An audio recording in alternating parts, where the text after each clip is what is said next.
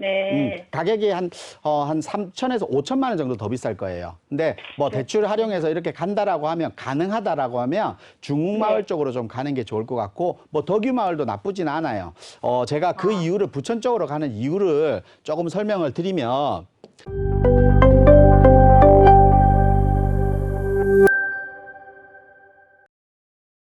여보세요. 여보세요? 네, 안녕하세요. 네, 안녕하세요. 네, 신사님 어떤 부동산 오늘 함께 좀 고민 나눌까요?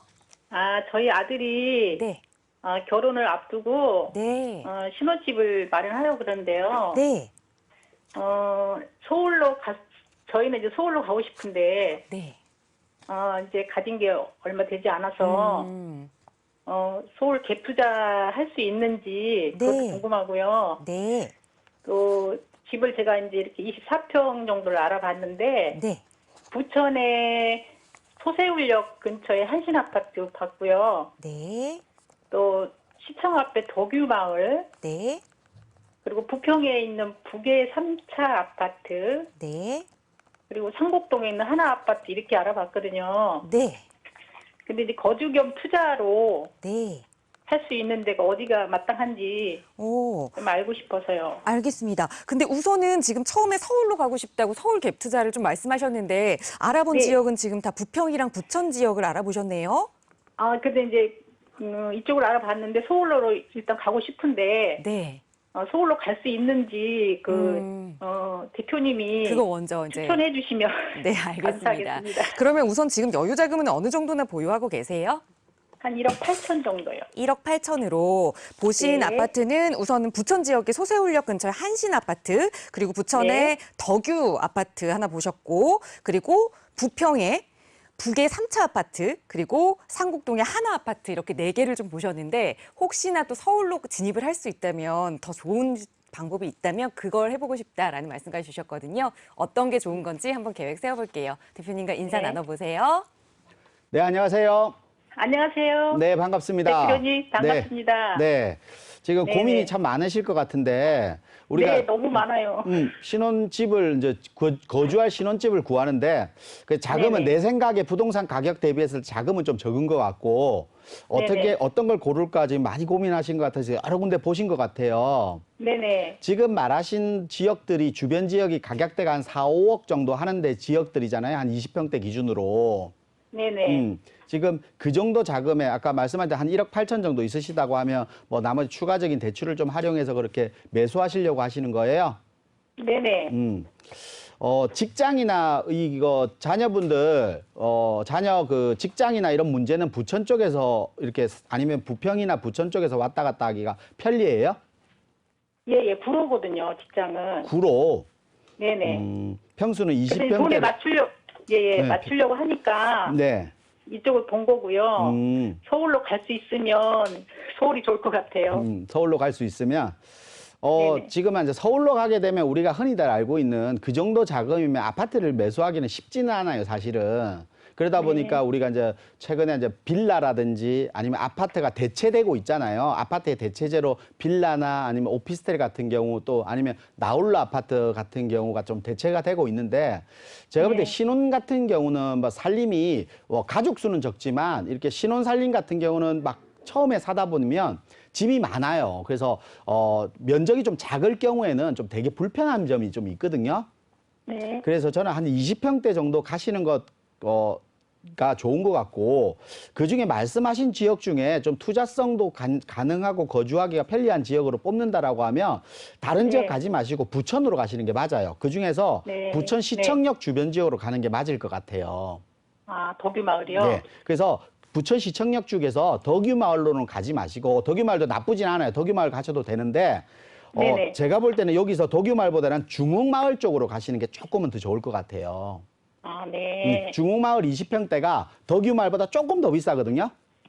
네. 가격이 한 3천에서 5천만 원 정도 더 비쌀 거예요. 근데 뭐 대출 활용해서 이렇게 간다라고 하면, 가능하다라고 하면 중흥마을 쪽으로 좀 가는 게 좋을 것 같고, 뭐 덕유마을도 나쁘진 않아요.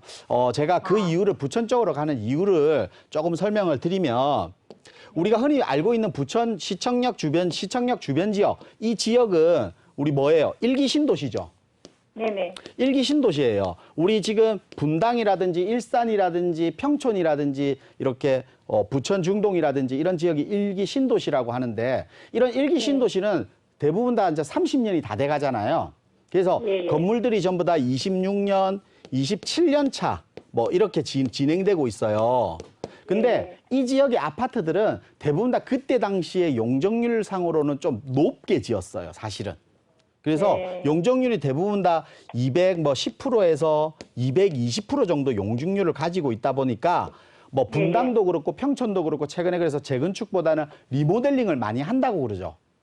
예. 그래서 부천도 그런 리모델링 사업을 좀 추진 중이에요. 지금 전체 덕유마을도 그런 리모델링 사업의 하나의 일원이고 여러 가지 뭐 아래쪽에 보면 송내역 주변 지역에 반달마을이라든지 그리고 포도마을이라든지 금강마을, 한라마을 이런 아파트들이 뭐 은하마을 이것들은 지금 리모델링 추진하려고 뭐 지금 조합원들끼리 적극적으로 움직이는 아파트들이에요. 선두 아파트라고 할 수 있는 거예요. 네네. 그러면 우리가 선두 아파트를 좀 나가는 게 훨씬 더 유리하잖아요.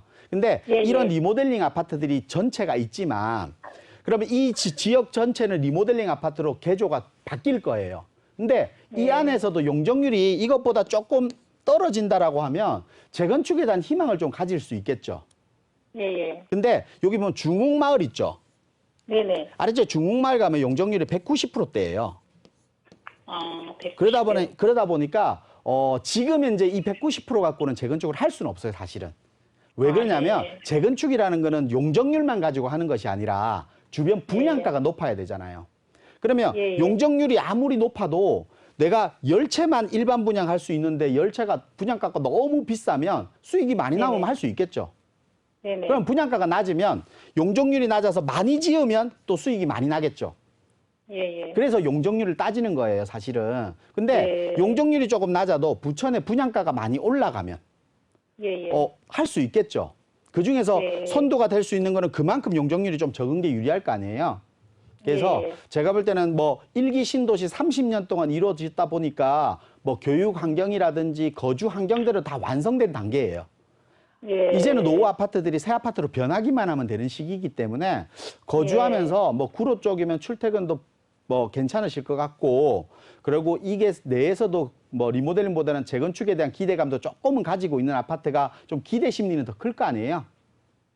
그럼 그런 투자적인 심리들 이런 여러 가지 따졌을 때는 제가 볼 땐 중흥마을 쪽으로 좀 가시는 게 좋고 뭐 중흥마을 가격대가 안 되시면 이런 한라나 금강 포도 뭐 반달마을 쪽으로 움직이시는 게 좋을 것 같아요. 이렇게 정리해 드릴게요. 네. 저기 있는 돈 가지고 대출 받고 해서 살 수 있을까요, 그쪽이? 지금 얼마 전에 우리가 아직까지 뭐 정확한 내용들이 없지만 대출 규제가 지금 LTV가 40%에서 무주택자들, 그러니까 주택이 없는 사람 무주택자들한테는 LTV가 기존 20% 정도 추가가 되잖아요. 그래서 대출을 받고 사는 거는 문제 없을 텐데 그 대출금을 내가 상환할 수 있는 여지가 되느냐 이게 중요한 거잖아요. 그거는 이제 한번 계획을 한번 잡아보시고 이렇게 결정하시면 될 것 같습니다. 이렇게 정리해 드릴게요. 네, 감사합니다.